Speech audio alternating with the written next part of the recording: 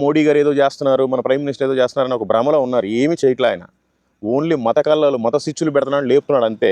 కొంతమందిని మతం లేపుతున్నాడు పుసుగొలిపి. మిగతా వాళ్ళంతా మీరు తనుకు చావడం మేము బాగానే ఉంటామని. వీళ్ళకి క్రిస్టియానిటీ అంటే పడదు. ఎవరు చర్చిలోకి రారు, ఎవరు ప్రార్థనలు చేసుకున్న అనుమతి ఇవ్వరు. కానీ వీళ్ళ పిల్లలు మాత్రం వెళ్ళిపోయి మళ్ళీ క్రిస్టియన్ దేశాల్లో మంచి మంచి చదువులు చదువుతూ ఉంటారు.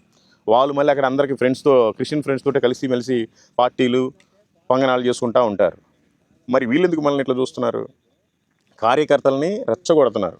వాళ్ళకి ఒక కోట ముందు బిర్యానీ లాగా చిల్లర వేసి కుక్కలు వేసినట్టు వేసి లాగుతున్నారు.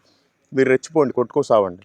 మా పిల్లలు మాత్రం అమెరికాలో, ఆస్ట్రేలియాలో, లండన్లో అక్కడ చదువుకుంటూ ఉంటారు, మంచి ఉద్యోగాలు చేసుకుంటూ ఉంటారు, మంచి బిజినెస్లు చేస్తూ ఉంటారు అని వాళ్ళ ఉద్దేశం. కాబట్టి దయచేసి మనమంతా కూడా ఒక తాటి మీదకి రావాలి.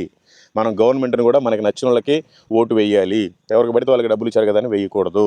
ఇకపోతే అసలు మానవత నైతిక విలువలు అసలు లేవండి. మొత్తం మంటగలిసిపోతున్నాయి. అసలు ఒక మనిషికి రెస్పెక్ట్ లేదు, మర్యాద లేదు. చాలా చీప్గా మాట్లాడుతున్నారు, ఎట్లా పడితే అట్లనే. మీరు పలానా యేసుప్రభుని నమ్ముతారా, అయితే నువ్వు దూరంగా ఉండు. మరి హిందువులుగా ఉన్నప్పుడు దళితులను ఎవరిని గుళ్ళోకి రానివ్వలేదు, చాలా హింసలు పెట్టారు, చాలా మానభంగాలు చేశారు. బట్టలు లేకుండా ముంతా తాటాకు చీపులు కట్టి తిప్పారు. మరి ఇప్పుడేమో యేసుప్రభుని నమ్ముకుంటున్నామంటేనే మళ్ళీ చర్చిలు కూడా వెళ్ళనివ్వట్లేదు, ప్రార్థనలు కూడా చేసుకునివ్వట్లేదు. మరి ఎట్లా? ఇది ఎక్కడ న్యాయం ఇది? ఇప్పటికైనా కూడా మనమంతా ఒక తాటి మీదకి రావాలి. మనమే గవర్నమెంట్కి సపోర్ట్గా ఉండాలి. అలాంటి గవర్నమెంట్కి, అలాంటి వ్యక్తికి మన ఓట్లన్నీ కూడా పడాలి. కానీ ఎవడికి పడితే వాడికి మతం మొదటికి మనం ఓట్లు వేయకూడదు. ఓట్లు వేయకముందు చెప్పే మాయ మాటలు, ఓట్లు వేసిన తర్వాత ఏమో మనల్ని అసలు వేరేలా చూస్తున్నారు, మనల్ని చంపడానికి కూడా సిద్ధం. మణిపూర్లో మీకు అందరికీ తెలుసు, క్రైస్తవులందరినీ రేప్ చేశారు, చంపేశారు, మానభంగం చేశారు, బట్టలు లేకుండా రోడ్ల మీద ఈడ్చుకెళ్ళారు. ఎవరు మాట్లాడాల. నిన్న బంగ్లాదేశ్లో ఒక్క హిందూ మనిషిని ఏదో చేస్తే మొత్తం గందరగోళం అయిపోతున్నారు. మరి మణిపూర్లో అంతమందిని చంపేశారు, అంతమంది ఇల్లులు కాలబెట్టారు. మరి అప్పుడు లేదా? అంత స్వార్థం స్వార్థం స్వార్థం, మరొకటి లేనే లేదు.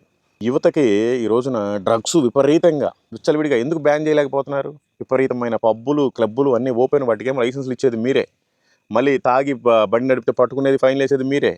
అసలు యువత అంతా పాడైపోతున్నారు. ఒక్కసారి మొబైల్ ఓపెన్ చేస్తే రకరకాల వీడియో కాల్స్ యాప్లు, ఆడియో కాల్స్ యాప్లు, భయంకరమైన బ్లూ ఫిల్మ్ సైట్లు, ఇవన్నిటిని బ్యాన్ చేయాలి కదా. యువతంతా పాడైపోతున్నారు కదా. కాబట్టి దయచేసి గవర్నమెంట్ కూడా దాని మీద దృష్టి పెట్టాలి. మనం ఎవరికి హాని చేయట్లేదు, మనం ప్రార్థనలు చేసుకుంటే తప్పు. కానీ ఈ చేసే అన్నీ చేస్తూనే ఉంటారు. అన్ని రకాలుగా డబ్బులు దోచుకుంటున్నారు, పెద్ద పెద్దోళ్ళకే సర్దుతున్నారు. కానీ దేశం మాత్రం డెవలప్మెంట్ లేదు. మన రూపాయి మాత్రం పతనం అట్లాగే పడిపోతూనే ఉంది, రోజు రోజుకి పెరిగేదేం లేదు అసలు.